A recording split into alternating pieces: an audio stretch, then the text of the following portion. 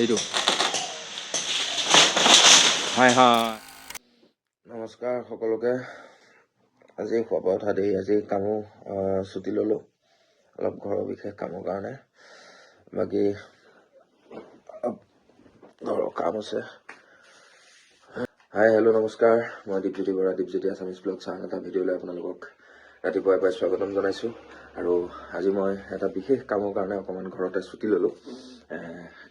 ঘৰত অলপ কাম লগাম, মিস্ত্ৰী আহিব, অকণমান পাকা মিস্ত্ৰী ঘৰৰ কাম আছে, সেইটো কাৰণে বোলো আপোনালোককো ব্লগটো এবাৰ ঘৰৰ পৰাই ব্লগটো বনাই দেখাওঁ। কেনেকুৱা লাগে আজি ঘৰুৱা সকলোখিনি ঘৰৰে কাম কৰিম, কেনেকৈ কি কাম কৰিম বাৰু অকণমান মই আপোনালোকক দেখাই যাম। তাৰ আগত মুখ হাতখন পটাপট ধুই লওঁ, ধুই লৈ ল'ৰাক স্কুলত থৈ আহোঁ। স্কুলত থৈ আহি পেলাই মিস্ত্ৰী আহি পাবহি এতিয়া। তাৰপিছত আমাৰ আকৌ বেলেগ কাৰ্যসূচী আৰম্ভ হ'ব। আহক আমি ভিডিঅ'টো আৰম্ভ কৰোঁ। এইবিলাক ৰড চিমেণ্টবিলাক ঢাকি থৈছোঁ বৰষুণ পৰে বুলি। ইয়াতে বা ইটা ৰড, এইফালে ইটা, এইজনী আমাৰ মকো, মকো কি হ'ল কি হ'ল তই কোন লেতেৰা হৈ আহিছ এসোপা, কোন লেতেৰা হৈ আহিছ, কি হ'ল তাই মকো। তাৰপিছত বালি চালি শিল চিলি ৰদ চদ আনি থৈছোঁ। বেছি ডাঙৰ কাম নহয়, অকণমান কাম আছে। এইফালে চাইডেদি এনেকৈ এটা বাউণ্ডেৰী ৱাল হ'ব। সেয়া আৰু বাকী ঘৰৰ পৰিৱেশ। বাকী চাওঁ, ল'ৰাক স্কুলত থৈ আহোঁ। মানে ৰাতিপুৱাৰ পৰা মিস্ত্ৰী আহিলে, কামো কৰি আছে গোটেইখিনি।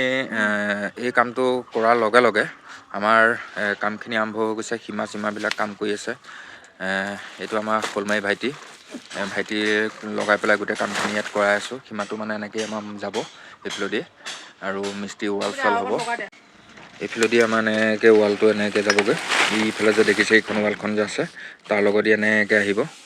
আহি পেলাই আমি এইটো বস্তু এনেকৈ এই লেট্ৰিন বাথৰুম বা টেংকি যি আছে চব ইয়াৰ ভিতৰত কৰি দিম। মানে আমি এইটো ভিতৰতে থাকিব। এইফালেদি মানে এনেকৈ ৱাল হৈ যাব।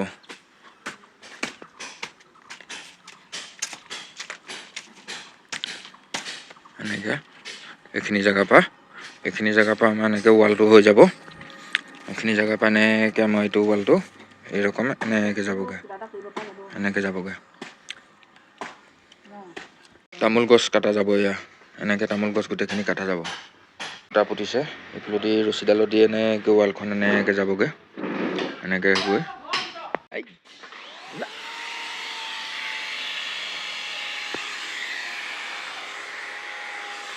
বাকী মিস্ত্ৰীয়ে ৰড কাটা আৰম্ভ কৰি দিলে।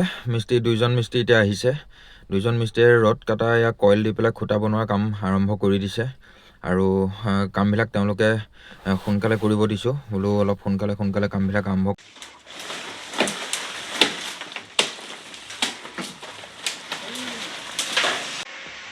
এইটো গছ কাটি থকা, ইয়াৰ নামটো কি আছিলে? কাৰ্তিক। এইটো ওপৰত আছে, এই বহুত ওপৰত আছে। এইটো গছ কাটিব। এইটো ৰাজীৱ। তাৰপিছতে ৰাজীৱ হাই কৈ দে। তাৰপিছতে ৰাজীৱৰ অস্ত্ৰ আছে, এই পাত অস্ত্ৰ আছে, বাহুপাত বাহুবলী অস্ত্ৰ দি সি এতিয়া গোটেই চাফাই লংকা দহন কৰি দিব। চব কাটি কুটি চব আজৰি কৰি দিব। আৰু কাৰ্তিকে ওপৰত এৰিয়া তাৰ নিজৰ হাতৰ অস্ত্ৰই মাৰি আছে খুব। তাৰপিছত তামোল গছ কাটিবলৈ আছে এজোপা, তাৰপিছত এইযোৰ দুজোপা, তাৰপিছত এইটো 3জোপা। এই 3জোপা তামোল গছ কাটিব। পিছফালেও আছে তামোল গছ কাটিবলৈ। মুঠতে আজি চব চাটাই কৰিব আৰু সি। আৰু আপোনালোকেও ইহঁতক মাতিব পাৰিব। ইহঁতৰ হাতত চব অস্ত্ৰ আছে, বাহুপাত অস্ত্ৰ আছে, দেখিছে নহয়। ইয়াৰ অস্ত্ৰ আছে, ৰছী আছে, ইয়াৰ ডাঙৰ ৰছী আছে। ইহঁতে এইটো কাম কৰি থাকে। গছ চছ কাটিবলগীয়া হ'লে কোনোবাই মাতিলে যাবিনে? যাব। সিহঁতক ধুনীয়া উন্নত যিটো মানে সুবিধাজনক উপযুক্ত সিহঁতক পইচা দিব। সিহঁতে গৈ ধুনীয়াকৈ কাটি দি থৈ আহিব, গছ চছ কাটি থৈ আহিব। এইটো হয়।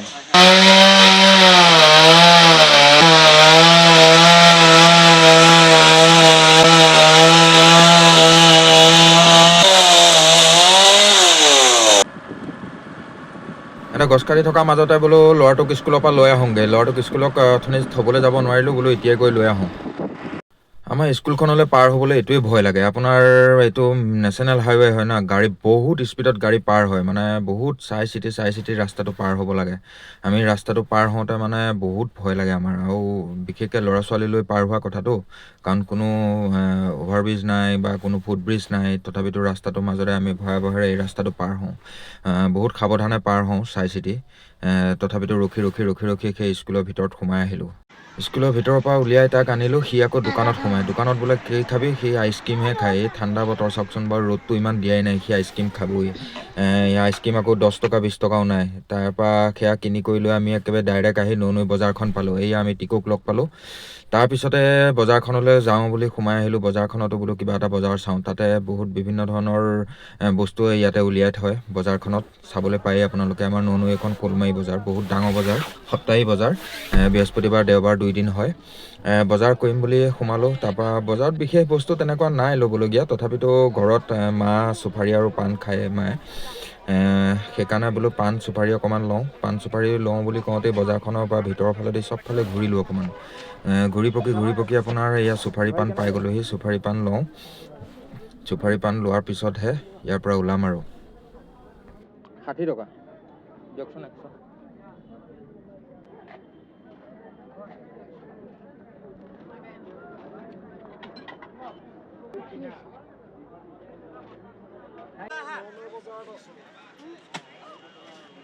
বজাৰৰ এই চানাটো খাই বৰ ধুনীয়া লাগে। বজাৰলৈ 20-30 টকা আহিলে বজাৰলৈ চানাটো নিওঁৱেই। এই 20 টকা চানা লৈ ল'লোঁ। স্কুলৰ পৰা আহি গ'লোঁ, এতিয়া ঘৰত হুলস্থুল কৰিম আৰু ন।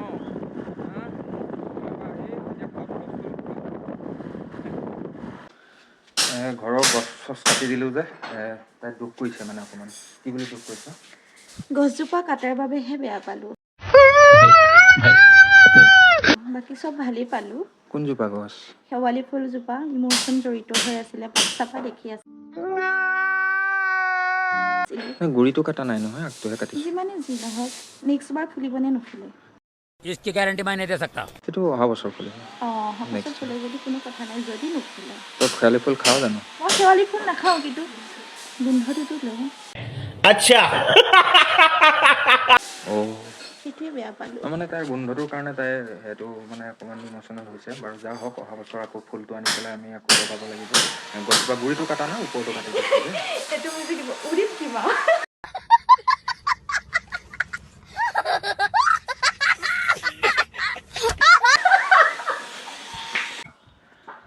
সদায় সীমামূৰীয়া যি মাটি থাকে সদায় ক্লিয়াৰ কৰিব লাগে। মানে মাটিবিলাক বহুত পুৰণতে আগতেই এইবিলাক যি সীমা থাকে সীমাবিলাক ক্লিয়াৰ কৰি দিব লাগে। মানে আমাৰ দেউতা ঢুকাইছিলে 2004 চনত। আমি সৰু থাকোঁতেই দেউতা ঢুকাইছিলে, আৰু তাৰ বহুত আগতেই আমি ঘৰটো বনাইছিলোঁ। মানে 1997 চনৰ পিছত, মানে 99ৰ ভিতৰত আমি ঘৰটো বনাইছিলোঁ। তেতিয়া আমি ঘৰটো বনোৱা, আৰু ঘৰটো বনাওঁতেই দেউতাও জীয়াই আছিলে, পৰিয়ালৰ ককাই ভাই চব আছিলে, খুৰা বৰ্তাহঁত আছিলে। চবেই ভাবিছিলে যে বস্তুটো এনেকৈ ঠিক হৈ যাব বুলি, কিন্তু তেতিয়া আমাক ঠিক কৰা নহ'ল।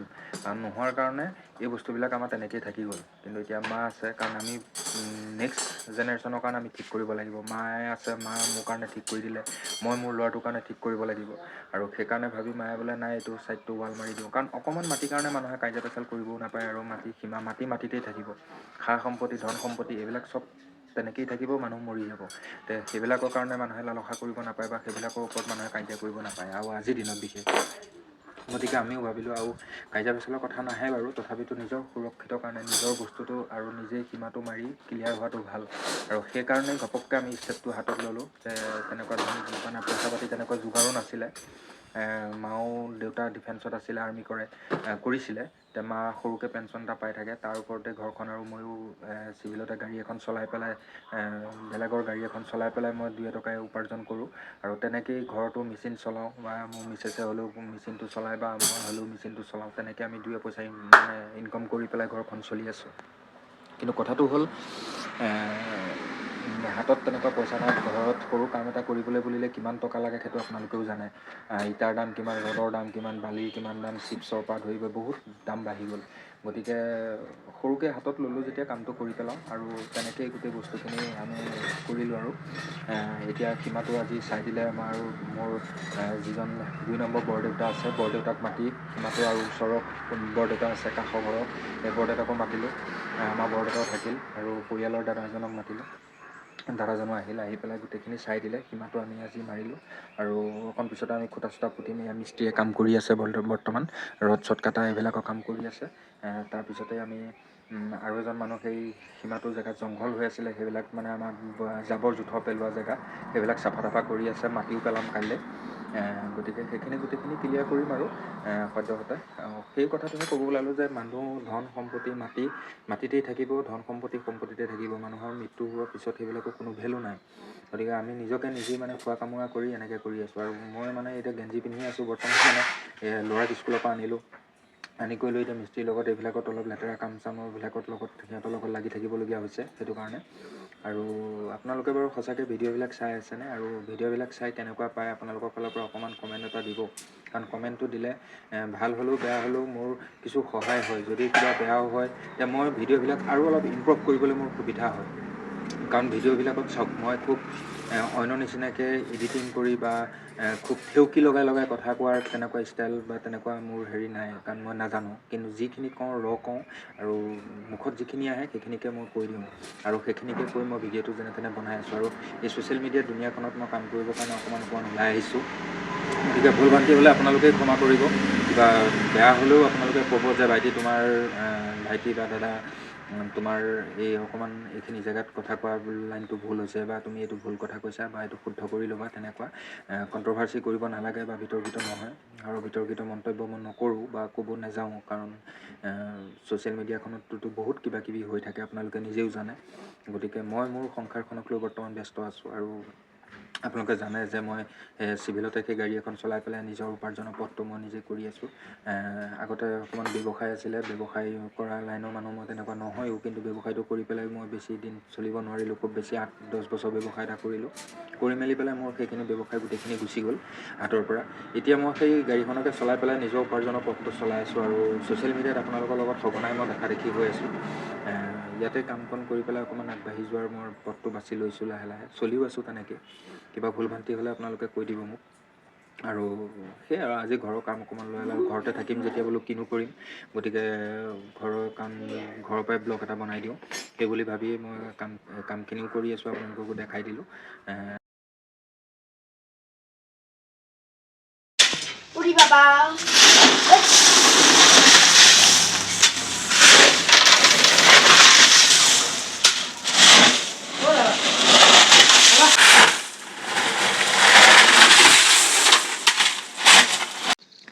ৰাতি টৰ্চৰ পোহৰটো কাম কৰিবলগীয়া আছে, মানে দেৰি হৈ গ'লগৈ।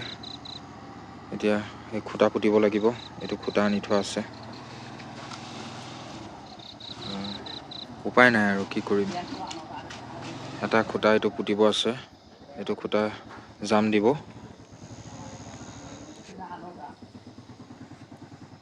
তাৰপৰা এইটো দি উঠিছোঁ এতিয়া। এইমাত্ৰ এইটো খুটা জাম দি উঠিছোঁ। এইটো খুটা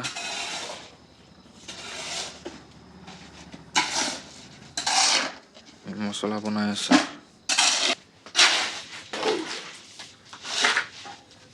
গৈ এইটো জেগাত জমা দি আছে।